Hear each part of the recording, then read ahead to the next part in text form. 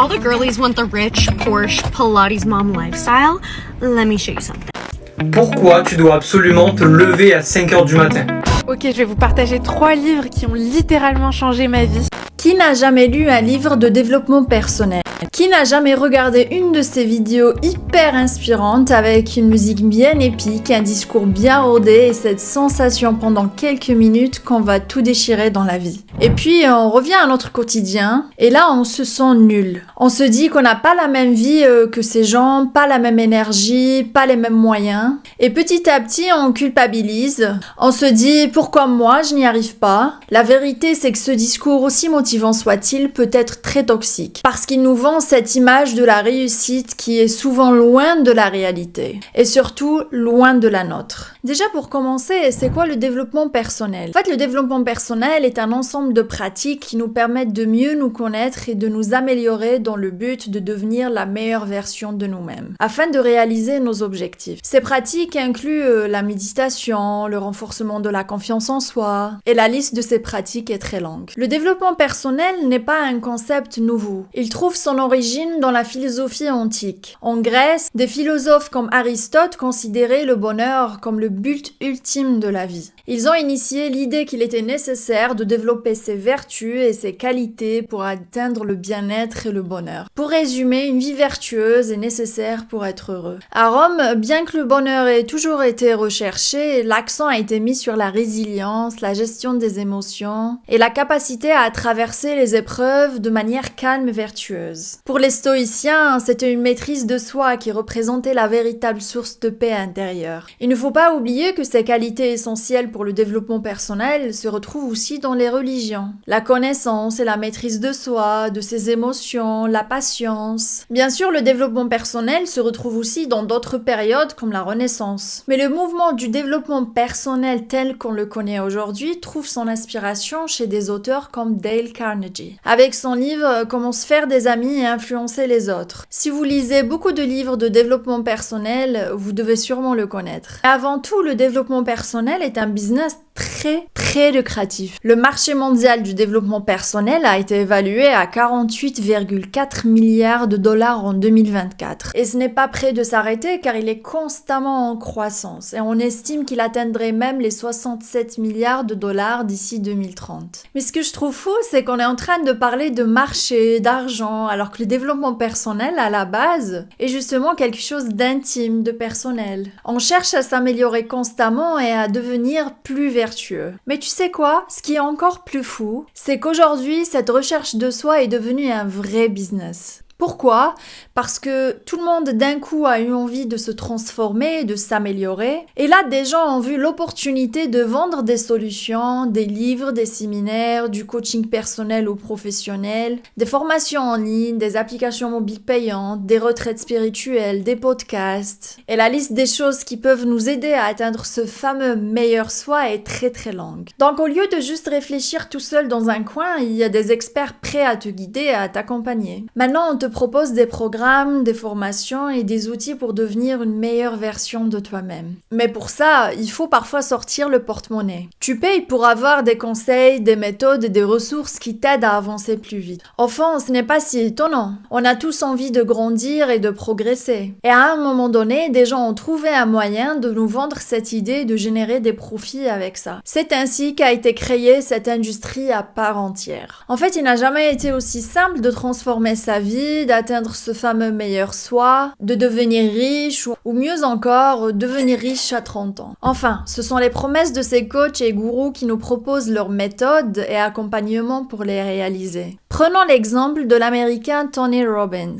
Pour ceux qui ne le connaissent pas, il fait vraiment partie des pionniers du développement personnel tel qu'on le connaît aujourd'hui. Il est très célèbre pour ses livres, mais surtout pour ses séminaires dynamiques et interactifs qui attirent des millions de participants du monde entier. The number one thing that's going to change your life, the only thing that will change your life, change your business, change your money, change your relationship, is you must raise your standard. Et si tu veux assister à un de ces séminaires, séminaire, mieux vaut avoir les poches bien remplies. Date with Destiny, l'un des séminaires les plus populaires de Tony Robbins, où la promesse est d'apporter des changements dans ta vie en seulement 6 jours, coûte entre 5 000 $ pour une place normale et 10 000 $ pour l'option VIP. Si tu n'as pas autant d'argent à débourser pour un séminaire à 5 000 €, pas de panique, car avec l'ère du digital, les options sont infinies. Des promesses toujours plus séduisantes, se débarrasser de ta dépression et de la procrastination, surmonter les doutes pour avancer avec assurance dans tes projets, booster ta confiance,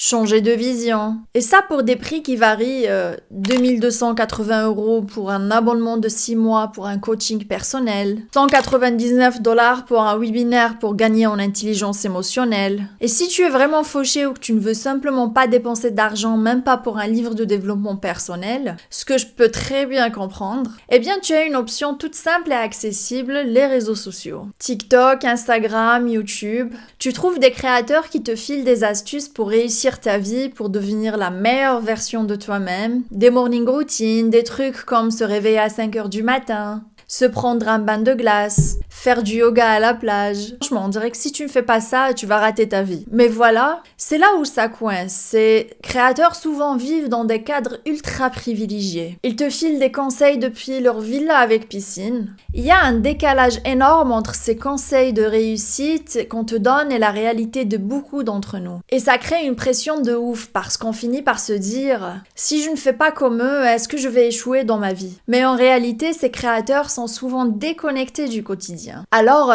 est-ce vraiment à eux qu'on doit demander comment vivre notre vie? Et si tu es une femme et que tu veux aller mieux, tu as aussi ce genre de vidéos. Tu sais, les morning routines où tu vois cette fille qui ne mange presque rien, ou alors elle boit du matcha tous les matins. Ça, c'est un truc que j'ai acheté il y a 2 ans d'ailleurs et j'ai dû l'utiliser 3 fois. Et puis, elle a l'air ultra fraîche, toujours habillée de vêtements de marque. Son appart est tout beige, super épuré, et elle te file ses astuces et routines pour que toi aussi tu sois comme elle et que tu réussisses comme elle l'a fait. Le problème, c'est qu'on te vend l'idée que si tu fais pareil, tu vas avoir la même vie qu'elle. Mais attends, la réalité, c'est que nous avons des emplois du temps de fou, des enfants à gérer, des factures à payer et peut-être même pas assez d'énergie pour préparer un petit déjeuner équilibré. Et c'est là où ça devient frustrant. On nous dit que pour être bien, il faut ressembler à cette image de perfection, mais est-ce que c'est vraiment ça la réussite? Est-ce qu'on doit absolument suivre ces modèles qui au fond sont très éloignés de notre quotidien? Le développement personnel sur les réseaux sociaux est à mon avis de plus en plus axé sur le paraître, sur l'esthétique, sur ce qu'on peut voir en surface. Des corps parfaits, des routines idéales et des vies ultra soignées. Mais à force de se concentrer sur l'apparence, on oublie l'essentiel, des fondamentaux comme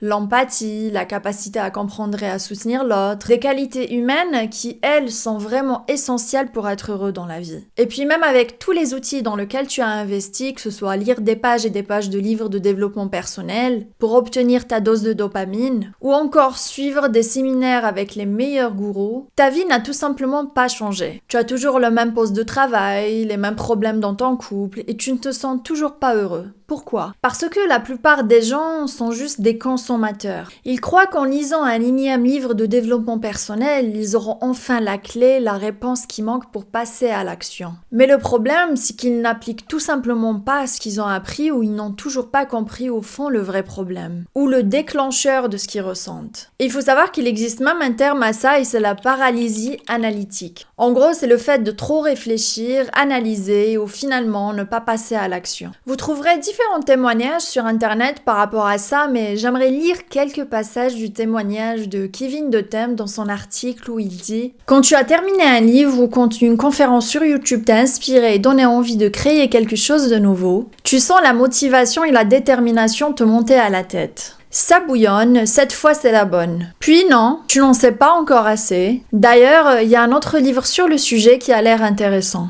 Puis tu sors de chez toi, content d'avoir appris plein de choses, et ça reste dans un coin de ta tête. Tu attends même avec impatience le moment où tu pourrais replonger dans l'info. Mais dans le milieu extérieur, tu n'appliques pas ce que tu as appris. En plus de l'inaction, le développement personnel peut entraîner d'autres conséquences, souvent invisibles au premier abord. D'abord, il y a l'obsession de la productivité. En fait, on tombe dans une logique où il faut toujours faire plus. Plus de routine, plus de lecture, plus d'objectifs, plus de performance. Mais plus on fait, moins on a l'impression d'avoir accompli quelque chose. C'est une spirale sans fin où le repos devient un échec et le moindre ralentissement une faute. Ensuite, il y a l'isolement. À force de se concentrer uniquement sur soi, on oublie les autres. Ensuite, des conseils du type entourez-vous uniquement des gens positifs, fuyez les personnes négatives, sans prendre le recul nécessaire. Résultat, on coupe les liens parfois précieux juste parce qu'ils ne collent pas à notre nouvelle vision. Peut-être qu'en réalité, c'est nous les personnes toxiques et non pas la personne qu'on vient d'éliminer de notre vie. Et puis, il y a le piège de la manipulation. Certains coachs ou influenceurs exploitent le besoin de changement pour vendre du rêve. Si tu es encore dans le même boulot, c'est parce que tu n'as pas pris de risque. Moi, j'ai pris le risque, regarde ma vie. Investis 1000 € et tu seras libre financièrement dans un an. Beaucoup tombent dans ce discours en espérant atteindre la même réussite. Mais derrière, ce sont parfois de vraies arnaques. On perd de l'argent, parfois beaucoup, et on perd aussi confiance en soi, en les autres et en ce que le développement personnel représentait au départ. Je voudrais revenir sur un point super important. Aujourd'hui, on voit de plus en plus de gens en souffrance avec des traumas, des troubles psychologiques, des personnes qui auraient besoin d'une vraie aide psychologique, d'un diagnostic, d'une thérapie avec un vrai professionnel de santé. Mais qui à la place se retrouve à acheter des formations à 800 € ou à aller crier dans une rivière à Bali? Non, une dépression, ce n'est pas juste penser trop négatif, ce n'est pas manquer de gratitude. Une dépression, c'est une maladie avec des causes neurologiques, c'est du sérieux. Et tu ne guéris pas ça avec un audio de 30 minutes qui te répète que si tu veux réussir, faut changer ton mindset. Donc oui, écoute des podcasts motivants, suis des comptes inspirants si ça te fait du bien. Mais pas à la place d'un vrai suivi médical. Va voir ton médecin, prends rendez-vous chez un psy, fais une thérapie. Imagine, tu as un vrai trouble anxieux, un début de dépression, un burn-out, un trauma non traité. Et au lieu d'être orienté vers une prise en charge sérieuse, tu tombes sur des vidéos qui t'expliquent que pour changer ta vie, tu dois te lever à 5 h du matin, faire 45 minutes de sport, boire un jus de céleri à jeun, écrire dans ton journal de gratitude, méditer, faire des affirmations positives, lire un livre par semaine et surtout garder un mindset de gagnant. Mais toi, déjà te lever c'est une bataille, te doucher c'est une victoire, tenir une conversation c'est épuisant. Et là tu ne réussis pas tout ce que cette liste t'impose. Donc tu te dis, je suis nul, j'ai pas de volonté, je mérite peut-être pas de réussir. Mais la vérité, c'est que le problème, c'est pas toi, t'as juste besoin d'une aide médicale. Et aujourd'hui, beaucoup trop de gens culpabilisent de ne pas réussir à aller mieux alors qu'ils devraient juste être pris en charge correctement. Travailler sur soi-même pour être une bonne personne dans la vie, trouver un certain équilibre et s'épanouir ne nécessite pas forcément l'achat d'un livre ou la vision d'une vidéo. Il suffit de poser son téléphone, de trouver du temps pour soi et de se poser les bonnes questions. Et si vous n'y arrivez pas seul, vous pouvez toujours compter sur votre entourage, vos amis qui pourront peut-être vous aider à trouver des réponses. Trouver un équilibre quotidien dans notre routine est important. Avoir une activité physique que vous aimez est aussi essentiel. Mais ne croyez pas que parce que vous n'avez pas les moyens de vous offrir une séance de pilates réformeur ou une routine de produits à 500 € comme votre influenceuse préférée, cela fera de vous une mauvaise personne, une personne qui ne réussit pas dans sa vie. La réussite n'est pas toujours liée à des grandes réalisations ou à des objectifs financiers. Parfois, elle réside dans des petites victoires quotidiennes. Se lever, aller faire sa séance de sport même quand on n'en avait pas envie. Obtenir une promotion au travail après des mois d'efforts. Être une maman au foyer, traverser une journée chaotique et se dire « je l'ai fait ». Tenir bon dans une période difficile sans baisser les bras. Avoir écouté une amie quand elle n'allait pas bien. Et surtout, on devrait cultiver la reconnaissance. Être reconnaissant de pouvoir se lever le matin sans douleur, respirer sans machine, marcher sans fauteuil, manger sans aide, avoir un toit, un lit et un corps qui fonctionne. Toutes ces choses qu'on tient pour acquises mais qui sont en réalité des privilèges immenses. Pour ma part, le vrai développement personnel commence quand on a compris acquis certaines qualités que tous les humains devraient avoir. Distinguer entre le mal et le bien, le moralement acceptable et le moralement inacceptable, respecter les autres et soi-même, se remettre en question quand on a fait les mauvais choix ou blessé quelqu'un. Être généreux de son temps, de son énergie et de son argent. Avoir une bonne hygiène de vie sans tomber dans la surconsommation et l'excès. Se cultiver, acquérir de nouvelles compétences qui pourront peut-être nous ouvrir de nouvelles portes de réussite. Et enfin, se donner à 100% dans ce qu'on fait tous les jours. Et vous, comment vous vous sentez par rapport à tout ça? Est-ce que ces messages de réussite vous poussent à avancer ou vous mettent une pression supplémentaire? Faites-le moi savoir en commentaire, je serai ravie de vous lire. On arrive à la fin, si vous avez aimé cette vidéo, n'hésitez pas à liker et à vous abonner. Et je vous dis à très vite dans une prochaine vidéo.